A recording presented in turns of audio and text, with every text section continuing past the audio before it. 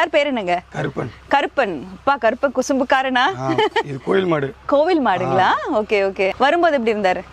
வரும்போது கொஞ்சம் அடவடியா இருந்தாங்க. அதுக்கப்புறம் போக போக அம்மா பழகுவாங்க, தம்பி எல்லாம் பழக ஆளுங்க எல்லாம் கூட பழக அப்படியே நார்மலா. நம்ம குடும்பத்துல ஒருத்தர் தான். அப்படியே அம்மா தான் பிடிப்பாங்க. வெளியே வந்தாதான் நாங்க. அப்படியா? அம்மா மட்டும் தான் பிடிப்பாங்க. அம்மாக்கு ரொம்ப பெட் அவரு.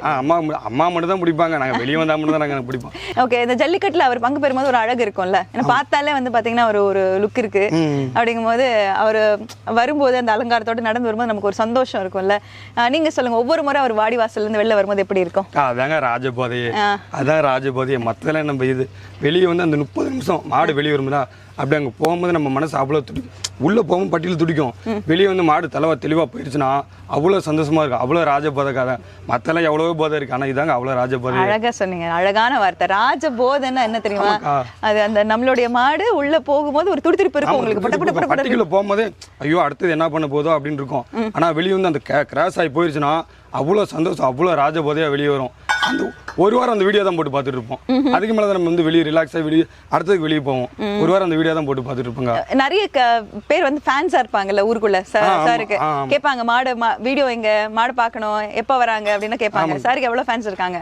நம்ம அப்படியே நம்ம ஃப்ரெண்ட்ஸ் சர்க்கிள்ஸ் இருக்கு. அவங்கவுங்க மாடு இருக்காங்க, அவங்கவுங்க மாட்டுக்கு ஃபேன்ஸ் தனியாக இருப்பாங்கல்ல. நம்ம மாட்டுக்கு ஒரு குறிப்பிட்ட அளவு ஃபேன்ஸ் கொஞ்சம் இருக்காங்க. ஒவ்வொரு வாடியிலையும் அவரோட ஸ்பெஷாலிட்டின்னு ஒன்று இருக்கும்ல. அது வந்து வாடிக்கு ஏற்ற மாதிரி வருவாங்க. ஒவ்வொரு வாடியில் வந்து ஆனால் பொறுமையாக தான் வருவாங்க, உழைச்சி வருவாங்க. ஒரு வேளை எனக்கு என்ன போகிறாங்க, ஒரு வேளை தள்ளிவிட்டு வருவாங்க. ஒவ்வொரு வாடிக்கு ஏற்ற மாதிரி வாடிக்குன்னு நம்ம தெரியும்ல அவங்களுக்கும்.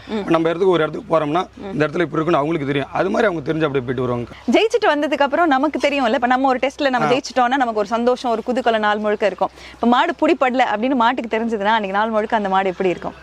அது வந்து நம்மளை பொறுத்து இருக்கு. நம்ம எப்படி மாடு கூட பழகிறோமோ. இது வந்து ஒரு வீதியில் புடி மாடு, ஒரு வீதியில் இப்போ மேம்பணம் போட்டு 15,000 மேம்பணம் போட்டு ஒருத்தன் புடி மாடு, ஒரு வீதியில் புடி மாடு. அந்த மாட்டுக்கு தெரியும்.